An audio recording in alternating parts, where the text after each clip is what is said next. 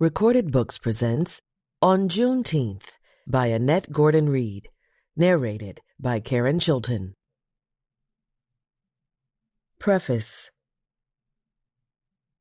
To my surprise, some years back, I began to hear people outside of my home state, Texas, talk about and actually celebrate the holiday Juneteenth. June 19th, 1865, shortened to Juneteenth, was the day that enslaved African Americans in Texas were told that slavery had ended, 2 years after the Emancipation Proclamation had been signed, and just over 2 months after Confederate General Robert E. Lee had surrendered to Ulysses S. Grant at Appomattox. Despite the formal surrender, the Confederate Army had continued to fight on in Texas until mid-May. It was not until after they finally surrendered that Major General Gordon Granger, while at his headquarters in Galveston, prepared General Order No. 3, announcing the end of legalized slavery in the state.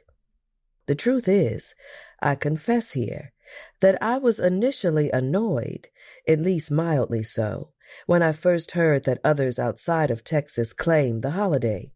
But why?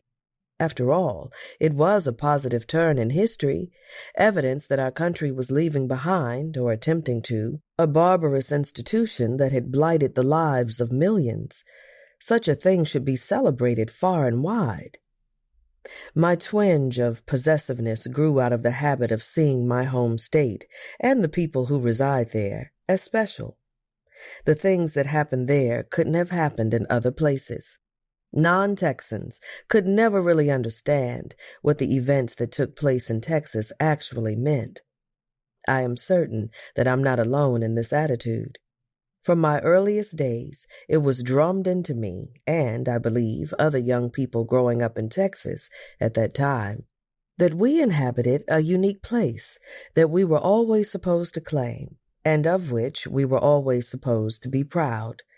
I've noticed over the years that it is hard to meet a person from Texas who does not at some point in the conversation let you know, either with a drawl or without, that he or she is from the state. My proprietary attitude about Juneteenth quickly disappeared.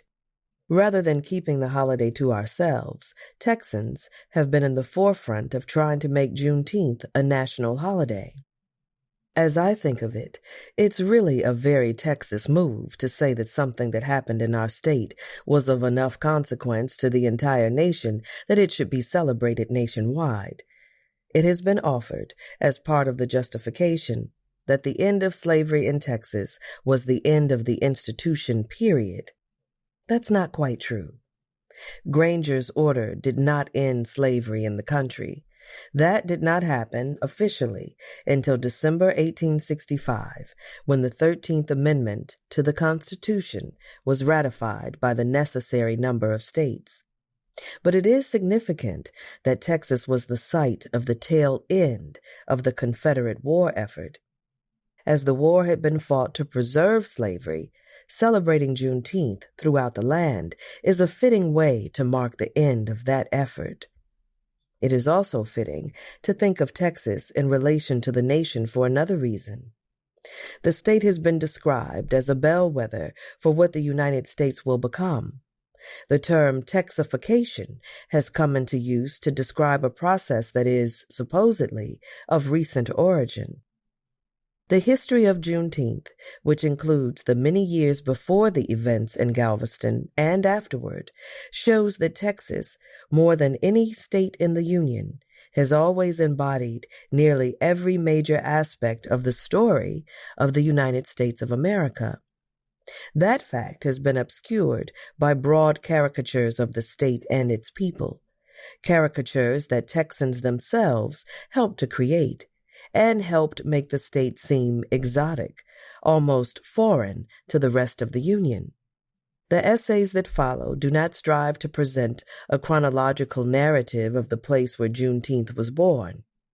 They are instead designed to provide a context for an event that has become increasingly important in the life of the American nation.